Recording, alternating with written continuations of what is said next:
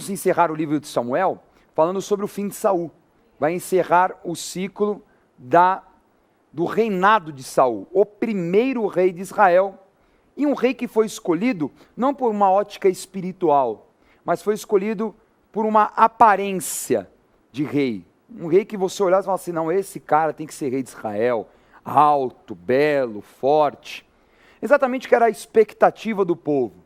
E muitas vezes o povo sofre por quê? Porque tem um governo que não teme a Deus. Aliás, isso que mais vemos hoje, né? O povo sofre por quê? Porque não se vale da palavra profética, não se vale dos valores espirituais. E aí é uma escolha errada que vai proporcionar anos de sofrimento. Foi mais ou menos o que aconteceu com Saul. O povo sofreu, claramente o povo sofreu. O povo foi para a guerra, o povo teve perdas, o povo teve derrotas. Fora que Saul se esforçava, mas ele não tinha para dar. Ele não era um homem habilitado, ele não era um homem preparado para ser rei. Ele poderia ser um bom guerreiro, mas não significa que ele era um grande general. Ele poderia ser um homem com um belo discurso, mas não significa que ele era apto para exercer política. Ele poderia ter uma aparência bela, parecia um cara forte, alto. A palavra fala que todos batiam no ombro de Saul, mas não significa que ele era um homem corajoso. Pelo contrário, se mostrou muitas vezes covarde. Então, Deus escolhe Davi. Davi é um homem que seria diferenciado pela sua preparação. Então nós estamos num período que Davi está sofrendo lutas, dificuldades, é perseguido pelo próprio Saul, a quem ele chamava de pai. Um momento em que Davi precisa aprender a se relacionar até mesmo com o inimigo, aprender a ser político. Um momento que ele vive necessidades, mas ele aprende a como gerir a sua vida, mesmo sem recurso. Olha quanto aprendizado, olha como é algo proveitoso para Davi. Como há um propósito tão maravilhoso de sofrer, porque naquele momento ele estava sendo preparado para ser o melhor rei de Israel. Bom, essa era a expectativa de Deus. E sem dúvida, em muitos aspectos, Davi foi o melhor rei de Israel. Tanto é que é o homem mais conhecido, inclusive na bandeira de Israel, como já falei, está lá a conhecidíssima estrela de Davi. Então vamos falar sobre o fim de Saul. Como começou aí o encerramento deste ciclo, não é? Tudo que vai acontecendo, Saul vai entrando num processo de destruição moral cada vez mais, e nós vemos Davi já se preparando para ocupar esse espaço. Então vamos ler 1 Samuel 27. Vamos lá, primeiro livro de Samuel, capítulo 27, versículos 1, 2 e 6.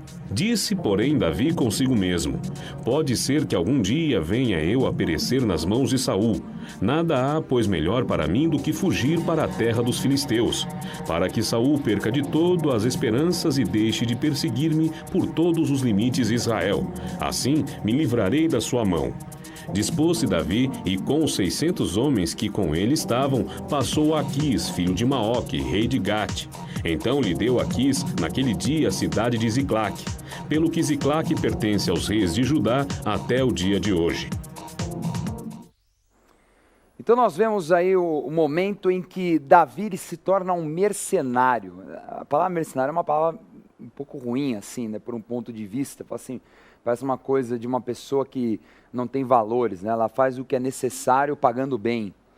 Mais ou menos isso, mas Davi não era um mercenário nesse nível, uma pessoa sem ética, uma pessoa que não se importa. Não, Davi se importava. Tanto que ele estava guerreando junto com os filisteus contra os inimigos comuns entre os filisteus e os israelitas. Então, se nós vermos, por exemplo, esse mapa, que nós temos aí a região, né, que nós estamos estudando, Davi ele vai até Gate ali, ó, aquele pontinho verde ali em cima, e ele vai receber uma cidade chamada Ziclag, e fica lá para baixo de Berseba, não é? Então, ele passa a fazer uma aliança com o rei de Gate, né, um rei geteu, chamado Ax. E ali ele faz um acordo, fala, vou te servir, vou te livrar aí dos inimigos e você me paga um bom salário. O salário foi uma cidade inteira, né? A cidade conhecida como cidade de Ziclag. Ali Davi permaneceu 1 ano e 4 meses. né, junto com os filisteus.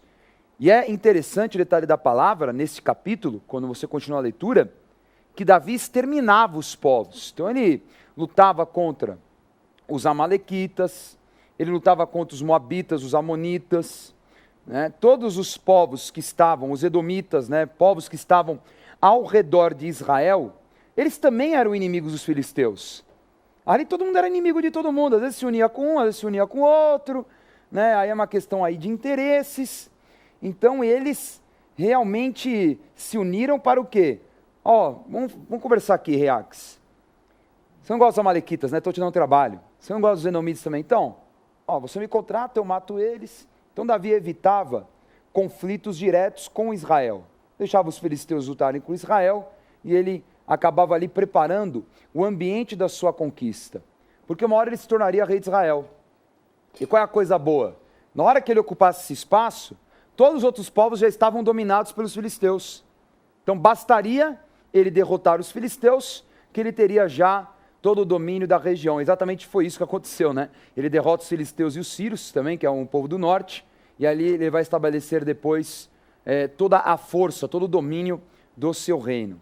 Então Davi era um homem realmente incrível. Deus estava dando sabedoria, articulação, como falar, como negociar. Ele estava ensinando a ele, né, os tratados políticos, né? Imagina, os filisteus, eles eram os grandes inimigos, de repente agora se tornou parceiro de Davi. Tudo bem, é um inimigo comum agora, Saul está perseguindo Davi, mas ali havia um objetivo, ali Davi estava aprendendo a ser um verdadeiro rei, né? Como negociar, como ser um bom político. Vamos continuar agora a leitura, vamos ver o capítulo 28, que nós vemos enquanto Davi vai se preparando, Saul ele vai se perdendo e vai se afundando espiritualmente cada vez mais. Vamos lá, primeiro livro de Samuel, capítulo 28, versículos 4 a 7. Ajuntaram-se os filisteus e vieram acampar-se em Sunem.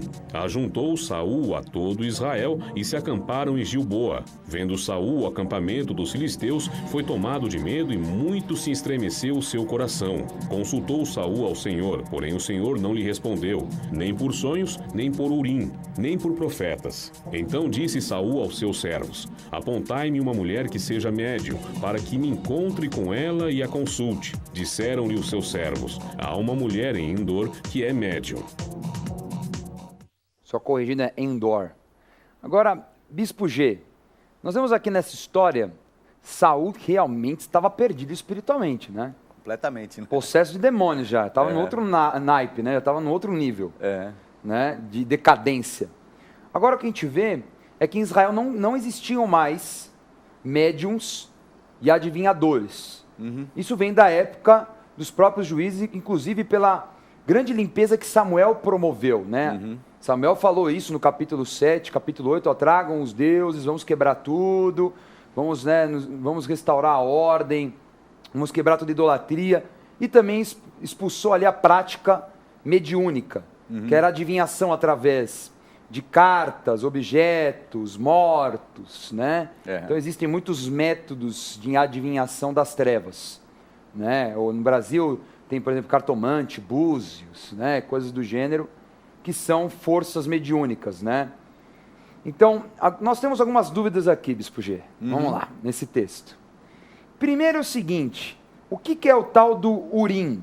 Porque ele tentou um método de saber a resposta de Deus. Deus não respondeu. Que método era esse?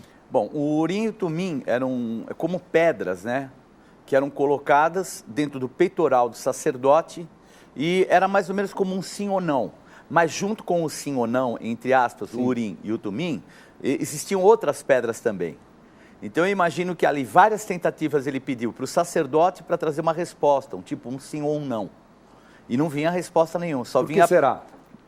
Porque, já sabe, né? Ele estava totalmente fora, Deus não ia responder com ele por Urim Tumim, nem pelos profetas, de maneira nenhuma, porque ele tinha rompido, né? Já tinha ultrapassado, ele já tinha transgredido demais. Então ele, assim, a real é que ele ultrajou a graça. Ele chegou ao ponto de rejeitar a presença de Deus, quer dizer, ele pensava só em si próprio.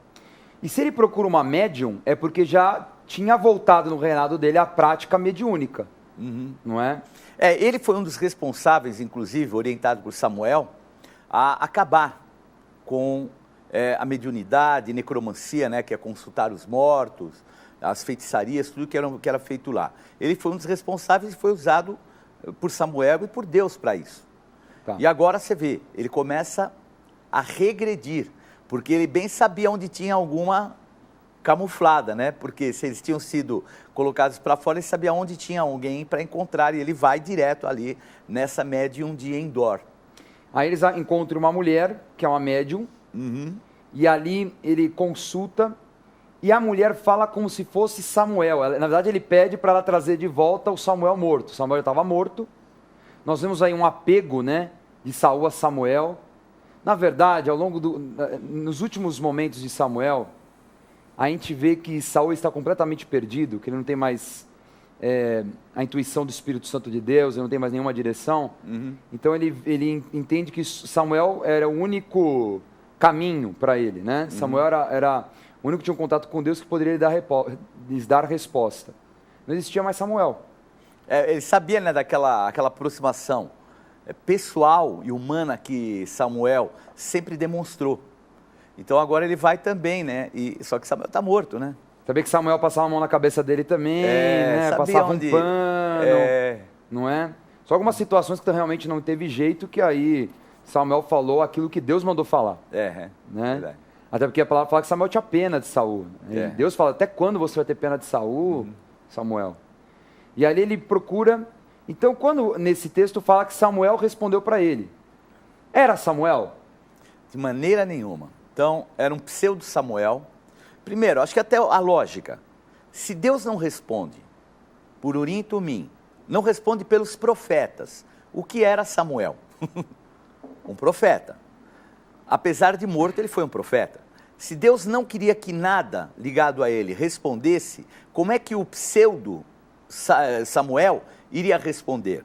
Uma outra característica, ele fala, manda-me subir, Samuel. Até numa ótica espiritual, o que vem, que é de Deus, vem dos céus. E de repente está vindo um Samuel do mundo dos mortos. Do mundo dos mortos. Olha só. De baixo. Então manda-me subir, Samuel. E aí ela dá a dica. Ela fala, estou vendo um homem, um ancião, assim o cabelo. Ela dá uma dica. Ela fala, ele entendendo que era Samuel. Então ele entendeu que era Samuel, não era bem Samuel, né? E aí ele entendendo, ele vai e começa aquela conversa com o falso. Um pseudo Samuel nada mais do que um demônio. Então a Bíblia condena o espiritismo, porque não tem como uma pessoa vir dos mortos. Não tem, mas desde o início até os dias de hoje a gente percebe esse lado, que é um lado que é contrário, né? Você não vai encontrar em nenhum momento na Bíblia alguém que voltou para falar com o seu discípulo ou coisa do gênero. Não existe. A não ser aqueles que não conheceram a morte. Aí sim, não, que Por não conheceram a exemplo, morte. Elias que foi arrebatado aos céus. Sim. Então não veio de baixo. Mas aí não são mortos, não estão no mundo dos mortos. Isso. Agora, no mundo dos mortos não existe. Até porque isso é impossível. Não é? A não ser que ressuscitasse, houvesse um propósito, mas na Bíblia não tem nada do gênero. Nada mesmo. Não é? Então, algo que fosse, entre aspas, feito por Deus, provocado por Deus. E Deus de maneira nenhuma ia responder mais não a seria a Saul. forma. Até porque ia criar uma ligação emocional que Deus não permitiria. Eu já tinha falado até para o próprio Samuel quando ele era vivo, falou, olha Samuel, até quando você vai ficar honrando aí Saul, sendo que eu já o rejeitei? Então a rejeição era total, não era mais a rejeição de um ou de outro, era todo mundo, inclusive Samuel já tinha sido avisado sendo vivo, morto, menos ainda haveria essa condição. Agora, relatos de pessoas que falam assim, não, mas eu tive um papo com meu avô em sonho, com minha avó, e falou exatamente aquilo que eu precisava ouvir, segredos e tudo mais. Não é a pessoa. É difícil nós mexermos assim com a fé das pessoas, né? Porque existem pessoas que acreditam e até pelo fato de serem levadas, vamos dizer assim, familiarmente, no momento de necessidade. Por exemplo, você vê Saul num momento de extrema necessidade, ele vai contra até os valores de Deus. Sim. Mas a realidade é que consultar aos mortos é algo que é contrário. Então, existem até parábolas que mostram, deixam isso de uma forma muito clara, que não tem como voltar de lá. Não existe. A pessoa pode até ter um sonho com um propósito de Deus, mas não é dessa forma que Deus trabalha. Batendo papo, trocando ideia. E tem gente que eu já vi muitas vezes, pessoas vêm à igreja e falam, mas eu ainda converso com meu avô todo dia, né? E cultiva algo que não é ele. E até um lado de revelação, Dani, tocando em sonhos, o fato de eu ter um sonho com alguém que já morreu não representa a pessoa em si, mas às vezes características espirituais, hereditárias, outros vínculos que não aquele da pessoa morta. Então, é muito importante, porque eu não vi nenhum tipo de sonho de revelação que viesse uma pessoa como morta mesmo, né? É estranho demais, né? Não tem sentido, não tem propósito, né? Fere a forma como Deus trata. Sem dúvida. Né? Sem dúvida alguma. Há um versículo, inclusive, que sela essa situação que está no livro de Hebreus. Inclusive, um dos livros assim mais, vamos dizer, sábios culturalmente, a respeito da história dos hebreus, daquilo que é a vontade de Deus. E ele diz assim, que ao homem está dado morrer uma única vez, e depois disso vem o juízo. Então, não existe a hipótese de alguém morrer, e aí voltar, reassumir um corpo, e aí morre de novo, reassume outro corpo, porque não é um outro corpo. O homem é corpo, alma e espírito. Então, ele é, entre aspas, uma trindade, ele é triuno também. Se o corpo já era, não tem como voltar. O corpo já era, a alma já era também. E o espírito, ele entra num processo, que é o processo que já existe no homem, um processo de letargia. O homem que não conhece a Deus, que não tem um vínculo com Deus, seu espírito está morto. Então, ele está morto, não tem vida. Por isso que Jesus chega para Nicodemos e fala, você precisa nascer de novo, da carne e do espírito, da água e do espírito. Então, por quê? Porque Nicodemos, mesmo sendo um religioso, uma pessoa que conhecia a palavra de Deus, tinha as promessas de Abraão, ele precisava nascer de novo, ele precisava nascer nesse vínculo com Jesus Cristo, com o Filho de Deus. Então, porque somente através de Jesus que a gente tem um novo nascimento, a gente renasce em Cristo. Maravilha, então ficou claro para você que está assistindo em casa que não existe, né, mediunidade, esse negócio de que o espírito que voltou e tal, não existe, né? Na verdade, são demônios. Na verdade, ali era um demônio que sabia de tudo isso. E até as pessoas se iludem, que às vezes elas vão procurar um médium para ouvir uma prática do espiritismo. Não, mas porque sabe. Nossa, somente o meu avô sabia disso. Não, mas o que ele falou... Mas espera aí, gente. Satanás, desde a origem do mundo, desde do começo do planeta, você acha que ele não sabe todas as coisas? O que não faz revelar a quem é usado, não é à toa que a palavra é adivinho, né? A quem é usado por ele. Então ele vai lá e fala isso, porque eu sei que no passado ninguém sabe isso, mas o diabo sabe, claro que o diabo sabe. O diabo é o príncipe desse mundo. E a pessoa, ela realmente, ela se engana, e ela fala, nossa, mas isso só o meu pai sabia. Ou só minha mãe sabia disso, ninguém sabia disso. E o mundo espiritual ao redor? E os anjos, e os demônios. Não é? Sem dúvida. Então tá aí. Então não era que Samuel de forma alguma, era um demônio falando através da mulher. E ainda cria uma sentença, né? Algo também, Dani, mais uma vez entendendo, respeitando a religião de todos. Claro. A pessoa, quando ela consulta os mortos, ela fica como ele. Porque Saul daqui para frente, ele entra num processo de medo. Ele entra num processo de desânimo, de abatimento, de morte. E isso começa a se tornar uma prática na vida dele. E esse pseudo, esse falso Samuel, libera uma palavra que ainda hoje, tu e teus filhos estarão comigo. E isso aí acabou de uma vez com Saul, porque Saul já foi para a derrota. Ele ia guerrear contra os filisteus e iria para a derrota. Ele já ia com essa convicção que ele ia morrer. E por quê? Porque ele entrou embaixo dessa sentença. E ela se cumpriu. Só que não se cumpriu, como ele falou. Demorou quase uma semana. Para acontecer. Para acontecer, quer dizer, não era uma realidade. Aquele pseudo Samuel já estava induzindo a Saul cometer entre aspas, um suicídio, porque ele, abatido, ele ia entrar para a guerra para morrer. Exato. E não foi no dia. Que coisa, né? E a gente vê também um detalhe, que entra aquilo que nós chamamos de destino, né? É a diferença entre Deus e Satanás. Satanás coloca no homem um destino. Deus, ele trata com a vontade dele. Por quê? Deus não extrai do homem o livre-arbítrio. Deus, ele não manipula o homem. Satanás faz isso. Satanás ele coloca um destino no homem, o homem passa a acreditar que esse é a vida dele, é isso que vai acontecer, ele aceita passivamente e vive aquilo que é a vontade de Satanás. Deus não. Deus ele vai mostrar ao homem caminhos e o homem que vai optar.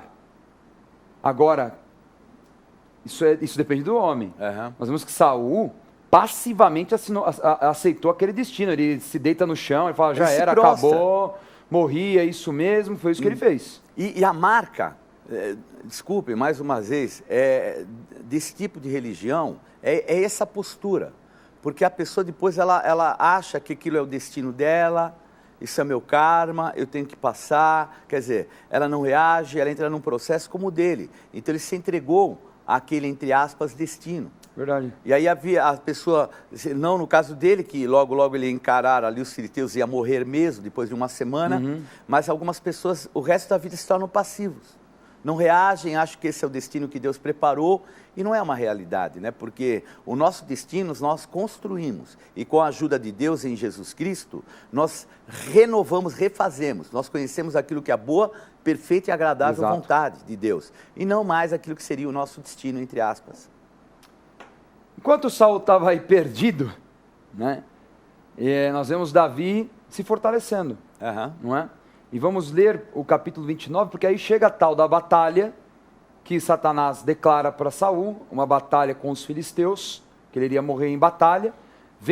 Surge essa batalha, os filisteus afrontam, na verdade é uma liga de reis filisteus, que vem com um exército poderosíssimo contra Saul, só que ali Saul já estava na sua alma, né, passivo à situação. E Davi ele fica numa encrenca, porque ele vai para a guerra ou não vai? Porque até então ele era um mercenário contratado por Aques, né? Vamos ver. Vamos lá, primeiro livro de Samuel, capítulo 29, versículos 2, 4 e 9. Os príncipes dos filisteus se foram para lá com centenas e com milhares, e Davi e seus homens iam com Aquis, na retaguarda. Porém, os príncipes dos filisteus muito se indignaram com ele, e lhe disseram, faze voltar este homem, para que torne ao lugar que lhe designaste, e não desça conosco a batalha, para que não se faça nosso adversário no combate. Pois de que outro modo se reconciliaria com o seu senhor? Não seria, porventura, com as cabeças desses homens? Respondeu, porém, Aquis e disse a Davi, bem o sei, e que, na verdade, aos meus olhos és bom como um anjo de Deus. Porém, os príncipes dos filisteus disseram, não suba este conosco a batalha. Então, essa liga de reis filisteus chegaram à conclusão que era melhor Davi não ir para a guerra. Aliás, que sorte de Davi, né? Porque Davi talvez seria obrigado por um acordo. E um acordo. Ele iria nesse acordo. É bom até entender, né? Porque a palavra mercenário hoje, a gente vê esses filmes que a gente vê por aí, mas eram exércitos de aluguel. Isso era uma prática comum. Grupo de segurança contratado para resolver o problema. É isso mesmo. Então a gente percebe, por exemplo, eu estava falando outro dia, os fenícios, eles contratavam os exércitos que eles quisessem. Todo mundo. Tinha dinheiro? Mundo. Tinha muito dinheiro. Então, não era a questão assim do cara se vender, era uma prática, porque qual era, vamos dizer assim, a profissão de Davi? Ele era um guerreiro. Ele tinha um exército. Então, era a profissão dele e ele recebia por isso, né?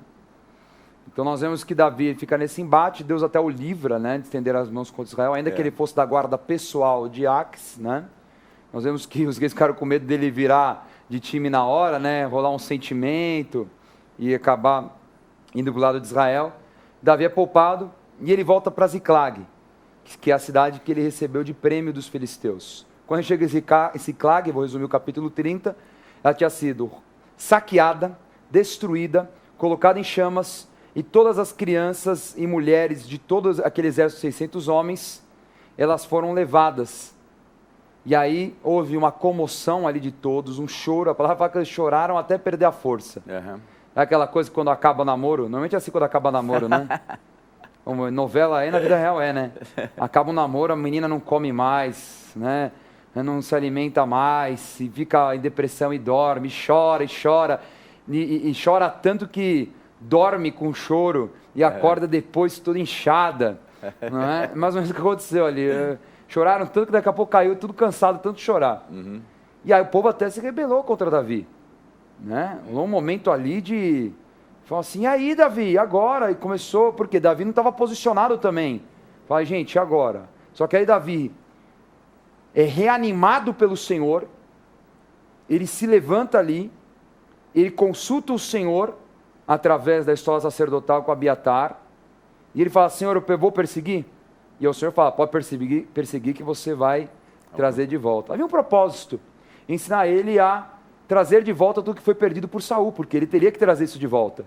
Então Deus permitiu uma dificuldade para ele superar e para ele ter habilitação. E um dado também importante, Dani, é que se Davi ficasse um pouco mais nessa guerra, os amalequitas levariam definitivamente embora suas famílias. Sim. Então o tempo foi o tempo perfeito de Deus. Então até para nós interpretarmos, vejam, ele era um homem de honra, sempre se dedicou, e de repente ele é mandado embora, vamos dizer, né? Talvez passando na mente dele, pô, eu sou um cara fiel. Até o próprio rei Aques fala, poxa, você é um cara de primeira, tal, mas olha, eles não querem que você fique. Aí voltou para casa desempregado. Desempregado. Aí chega lá e ainda encontra Meu tudo Deus do céu. Queimado, né? Destruído. Então, a primeira atitude foi essa, chorar até não poder mais. Mas até nisso, Deus tinha dado o tempo correto. Mais um pouquinho, eles não iam alcançar mais os amalequitas, ia ser uma perda muito maior. E é um ponto importante, os amalequitas eles atacaram nesse momento porque eles sabiam que os filisteus estavam em guerra. Que eles tinham se movido em direção a Jezrael. Eles já tinham, inclusive, já atacado todo o sul de Judá. Então, eles sabiam, naquele momento, os filisteus estão ocupados, os israelitas também vão se ocupar porque vão em direção ao Vale de Israel para o grande embate. E eles falam, agora é o momento perfeito de a gente atacar, porque era um povo traiçoeiro. Historicamente, era um povo traiçoeiro. Então, é por isso que teve essa oportunidade. Agora, Davi vai e encontra no caminho um servo egípcio, né? um outro povo, ele alimenta, que foi abandonado porque estava doente, ele revela onde os malequistas estão, e aí Davi vai lá, faz uma matança, faz aquilo que Saul deveria ter feito, né? Ele já extermina todos os amalequitas que estão ali, e pega de volta os despojos, não é? E também recupera as suas mulheres, os seus filhos. Então, praticamente assim, nada foi perdido. Pelo contrário, acabou acumulando as riquezas também extras que vinham dos amalequitas. Não, veio uma porção muito maior para ele, né? Que até, além da expectativa deles. Agora, um detalhe do egípcio, que Davi ali agiu mais ou menos como Jesus age, né?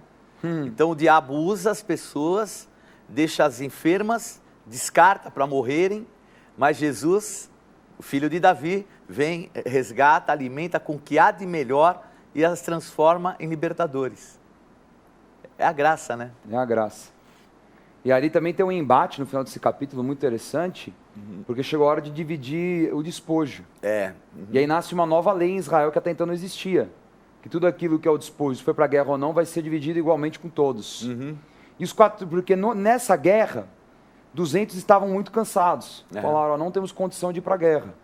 Então aí que Davi falou, bom, 200 ficam guardando as bagagens, a gente vai precisar mesmo que guardem as bagagens, nossas coisas, e os outros 400 vão para a guerra. Quando voltaram, a palavra fala claro que haviam filhos de Belial. Então, peraí, Bispo G, tinha gente que não prestava no exército de Davi. Sem dúvida que tinha. Porque assim, os 400 e pouco que ele começou, na caminhada foi agregando. Então, de 400 e poucos, se tornaram 600 homens. Então, no mínimo, ali teve uns infiltrados, né? Tinha, nem dúvida. Tinha cara que não valia nada. Era assim, sou fiel a Davi, mas não sou fiel a Deus, sou fiel a nada. Não é? E ali mostrou claramente, falou, não, a gente não imagina, esses caras não foram para a guerra, por que a gente vai ter que dar dinheiro para eles também? Falou, não, mas eles guardaram as bagagens. Então, esses são os mercenários mesmo, né? O termo mercenário esse é de verdade. Eles queriam, mas veja como Davi não era um mercenário. Porque até uma ótica muito importante, porque o que era a diferença daqueles 200 para os 400? Era uma questão física, era uma questão genética, hereditária. Quer dizer, eles não tinham o porquê de terem culpa por não ter uma estrutura física adequada para perder algo que eles fizeram parte também, né? Porque em outros momentos difíceis eles fizeram parte também. Eu gosto de fazer uma avaliação disso. Geralmente alguns casamentos em que o homem e a mulher eles se divorciam, e nesse processo a mulher muitas vezes ficou em casa. E o homem acha que pelo fato dele ter trabalhado lá fora, ela não é digna e nem merecedora de nada.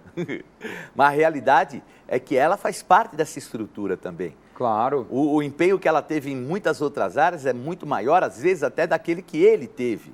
Então a gente vê esse lado do homem, né, num contexto geral, muitas vezes de não entender que a diferença entre uma e outra pessoa geralmente é a genética. E nós não podemos nos gabar e não nos privilegiar da nossa condição genética diante da graça. A graça alcançou todo mundo. Por isso que nós temos uma responsabilidade. A Bíblia fala, e o apóstolo Paulo era incrível em relação ao valor da graça. Ele fala que no corpo, aqueles que são que são mais indecorosos no corpo, esses devem ser revestidos de mais honra. Ele faz uma analogia até com órgãos íntimos, porque precisam ser mais revestidos de honra. Da mesma forma, os mais fracos no corpo devem ser preservados pelo resto do corpo, dando mais honra, mais cobertura. Então, é incrível a visão, né, do apóstolo Paulo, que era o cara. Ele era o quibe de catupiry.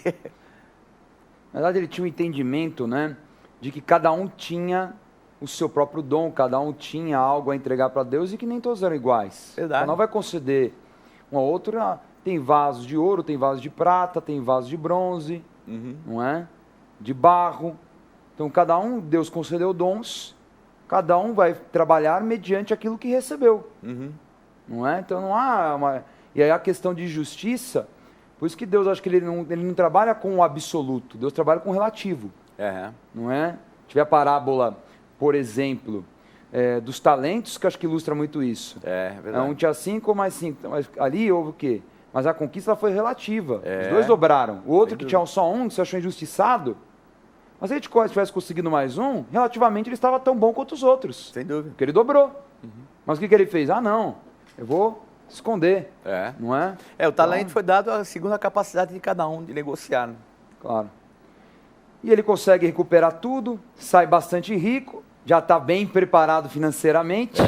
Ele detona os amalequitas, que não vão ser problema para ele depois. Só que enquanto isso está ocorrendo, na paralela, a guerra entre os filisteus e o povo de Israel, que é a passagem que nós vamos encerrar a aula de hoje.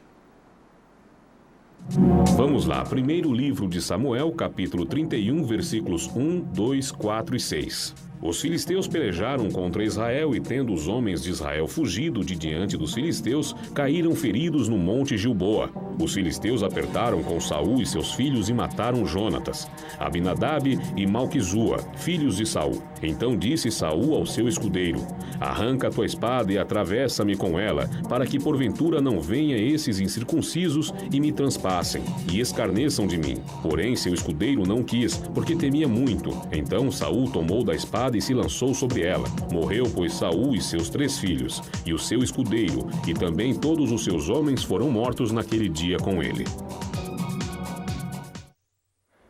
Então nós vemos aí um momento difícil, né?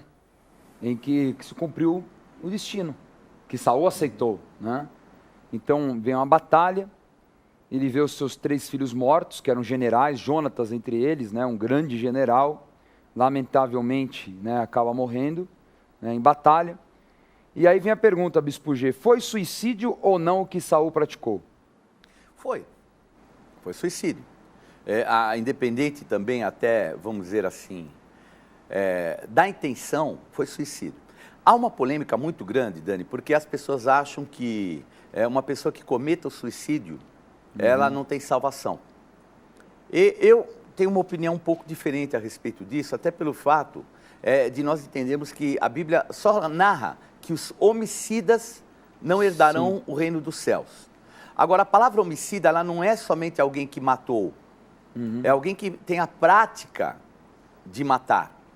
Então, eu antes até raciocinava um pouco assim, que como homicida, eu posso ser um homicida de mim mesmo e me matar, mas o homicida não, é aquele que tem a prática de matar, que é uma pessoa que é um criminoso.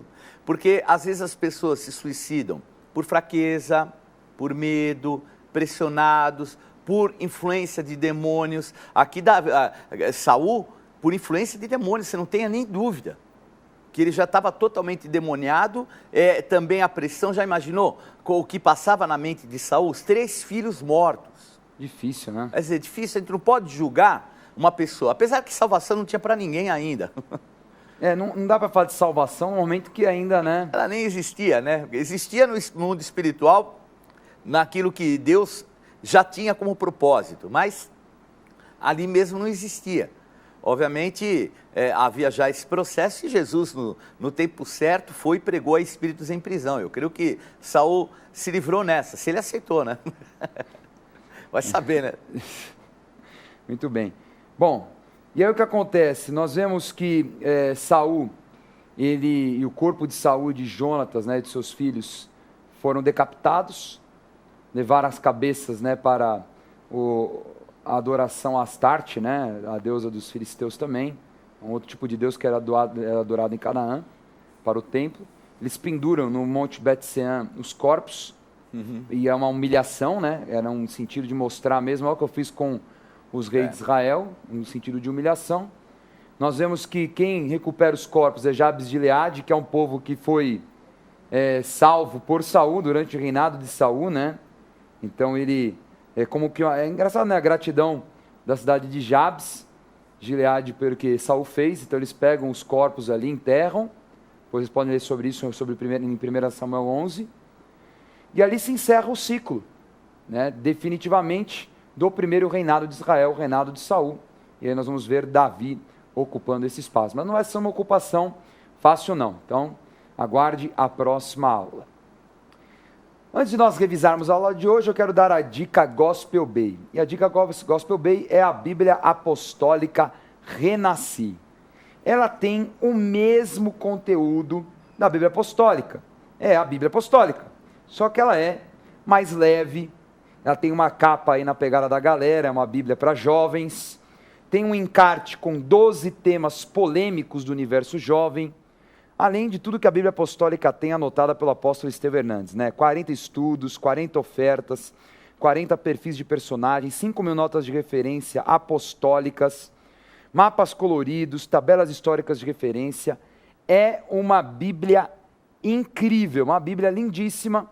Você pode dar de presente para um jovem, para toda a sua família, afinal, todo mundo é jovem, não é?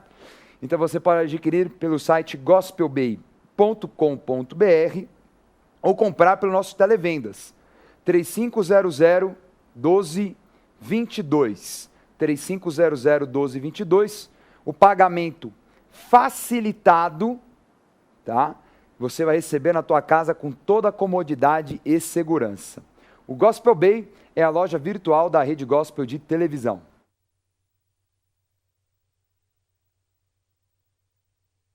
Nova loja Gospel Bay.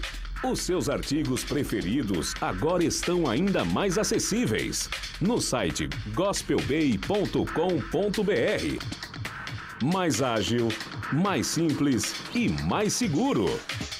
Acesse agora mesmo o novo site gospelbay.com.br e boas compras. Chegou a hora da nossa revisão.